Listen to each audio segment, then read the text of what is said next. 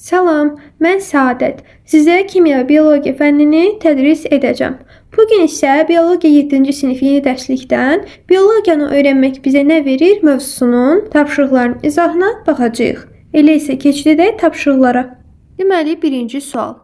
Biologiyada əldə olunan biliklərin həyatımızda nə kimi rolu var? Biologiyada əldə etdiyimiz biliklər yaşadığımız təbiəti tanımağa və anlamağa kömək edir. Bu birinci sualın cavabı. Onunla yanaşı nə düşünüb yazmaq olardı? Məsələn, əczaçılıqda, baytarlıqda, kənd təsərrüfatı, akvakultura, biotexnologiya, gen mühəndisliyi kimi sahələrdə biologiya insan həyatında mühüm rol oynayır. Yəni biologiya sayəsində bu sahələr meydana çıxmışdır. Deməli, ikinci sual, biologiyanı öyrənmək sizə hansı sahələrdə mütəxəssis olmağa kömək edər? Mən bu sualı əslində bu sualın cavabını birinci sualda cavablandırdım. Dedim hansı sahələrdə də istifadə olunur biologiya. İndi burada da dəqiq yazdım sizin üçün. Əslində bu dərsi siz oxuyub da cavablandıra bilərsiniz, amma əgər oxumusunuzsa, dəqiq bilməmisinizsə cavabınızı, deməli sizin üçün bir də qeyd eləmişəm. Əczaçılıq, baytarlıq, gen mühəndisliyi, ekologiya və daha bir çox sahələrdə mütəxəssis olmağa kömək edir. Keçək üçüncü suala. Elm sahələrindən hansı biologiyanın tətbiq sahələrinə aid deyil? Biz buradan deməli, biotexnologiya bayaq dedim ki, yox, aiddir bu. Sonra tibb və stomatologiya aiddir. Sonra baytarlıq, əczaçılıq aiddir. Gen mühəndisliyi aiddir. Amma geologiya mühəndisliyi aid deyil. Çünki geologiya, yerdir, yəni coğrafiyanın öyrəndiyi tətbiq sahələrindən biridir. C variantı. Dördüncü sual.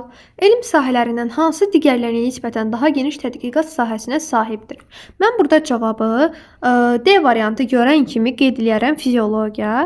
Səbəbi də ondan ibarətdir ki, botanika müəyyən bir sahəyə aiddir, bitkilərə aid bir sahədir. Zoologiya heyvanlar, mikrobiologiya mikroorqanizmlər və s. aiddir. Fiziologiya isə orqanların quruluşunu öyrənəndir də, yəni orqanizmlərin, müxtəlif orqanizmlərin quruluşunu öyrənən elm sahəsi olduğuna görə fiziologiyanı seçərdim. 5-ci sual. Fərziyyə elmi tədqiqatda problemi müvəqqəti həll etmək üçün irəli sürülən fikirdir. Elmi cəhətdən etibarlı bir fərziyyə hansı xüsusiyyətlərə sahib olmalıdır? Deməli, mən burada oxuyuram. Birinci, mövcud məlumatlarla ziddiyyət təşkil etməmək. Bu doğrudur. Mən bunu götürərəm. Biri götürdük. Bir nə üçün? Çünki fərziyyə mövcud elmi biliklərlə uyğun olmalıdır. Sonra ikinci, problemin həlli yolunu təklif etmək. Bu da doğrudur. Bunu da götürərəm. Çünki problemin mümkün həlli yolu göstərilməlidir. Sonra üçüncüsü, yeni proqnozlara səbəb olmaq.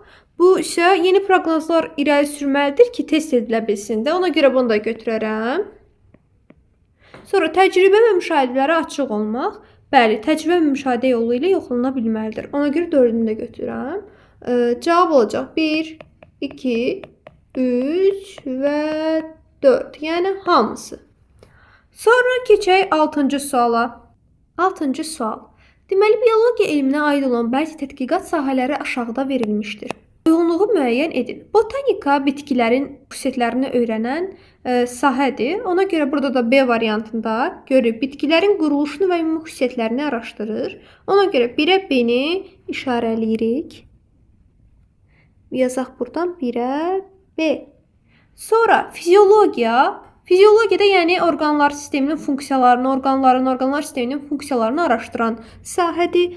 Görürük ki, C variantı da buna uyğundur. Ona görə C-yə birləşdiririk. Buradan da yazırıq 2C.